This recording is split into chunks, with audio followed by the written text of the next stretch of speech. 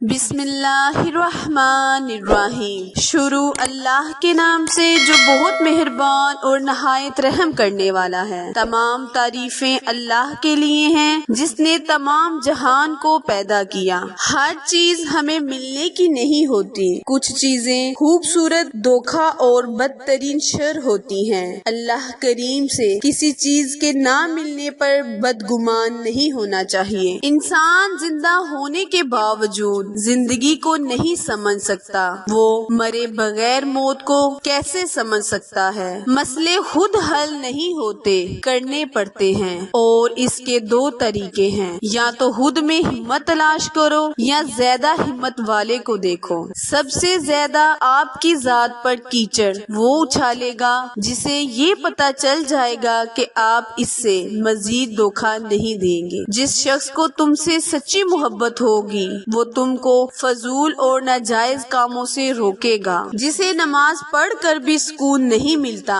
اسے چاہیے کہ سکون سے نماز پڑھا کرے۔ یہ دنیا مکافات عمل کا نام ہے۔ آج کسی کی راہ میں تم پتھر رکھو گے تو آنے والا کل تمہاری راہ میں پہاڑ بن جائے گا۔ کسی کی بیٹی پر انگلی اٹھانے سے بہتر ہے کہ اپنی بیٹی کے نصیب سے ڈر جا۔ بے شک جو تم ہوتے ہو وہی رہو گے۔ اگر آپ کو ہر مادی چیز کی قیمت معلوم ہے اور اپنی قدر و قیمت نہیں معلوم تو اس سے بڑی بے وقوفی اور کیا ہوگی کہ آپ قطرہ نہیں سمندر ہو، آپ ذرہ نہیں پوری کائنات ہو۔ اللہ سے کبھی مانگنے لگو تو اوقات دیکھ کر نہیں بلکہ اس کی شان دیکھ کر مانگنا۔ ناکام تاہیر زنا کا سبب بنتا ہے اور اس کا عذاب والدین پر ہوتا ہے۔ نکاح دین کا ہتھیار ہے اور شہوت شیطان کا ہتھیار، اسی لیے نکاح اس کے شر سے بچانے والا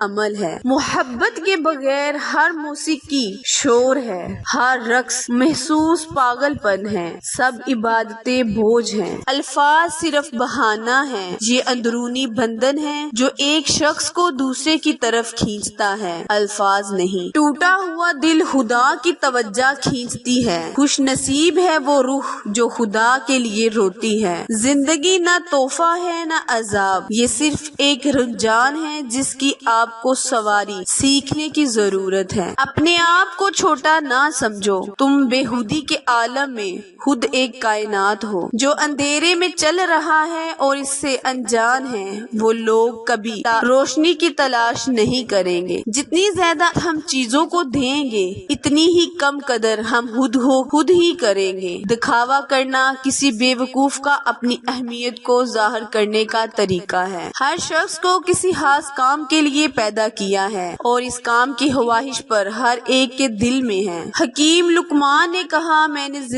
زندگی میں مختلف دواؤں سے لوگوں کا علاج کیا، مگر اس طویل تجربے کے بعد میں نے سیکھا کہ انسان کے لیے سب سے بہترین دعا محبت اور عزت ہے۔ کسی نے پوچھا، اگر یہ اثر نہ کرے تو وہ مسکرائے اور بولے، دعا کی مقدار بڑھا دو، جانے والے کی سزا آنے والے کو مت دو۔ سمجھدار انسان کی نشانیاں۔ کیا آپ خود کو سمجھدار انسان سمجھتے ہیں؟ اپنی شخصیت کا موازنہ کریں۔ ایک سمجھدار انسان زیادہ تر خاموش رہتا ہے جب تک کوئی بامقصد بات نہ ہو، بلا وجہ کچھ بھی الٹی سیدھی بات نہیں کرتا۔ سمجھدار انسان کبھی جلد بازی میں فیصلے نہیں کرتا، یہ انسانی لڑائی جھگڑے کی بجائے صلح صفائی پر یقین رکھتا ہے۔ ایک سمجھدار انسان کبھی اس محفل کا رخ نہیں کرتا جہاں سے بے عزتی ہو چکی ہو۔ ایک سمجھدار انسان چھوٹی چھوٹی باتوں پر بحث نہیں کرتا۔ ایک سمجھدار انسان ہمیشہ جھوٹ بولتے ہوئے ڈرتا ہے۔ یہ انسان ہمیشہ آگے کی سوچ کر ہی قدم اٹھاتا ہے۔ اس انسان کو ہر حال میں اپنی عزت پیاری ہوتی ہے۔ یہ انسان ان کاموں میں یا باتوں میں نہیں الجھتا جو اسے کوئی فائدہ یا نقصان دے۔ یہ انسان ہمیشہ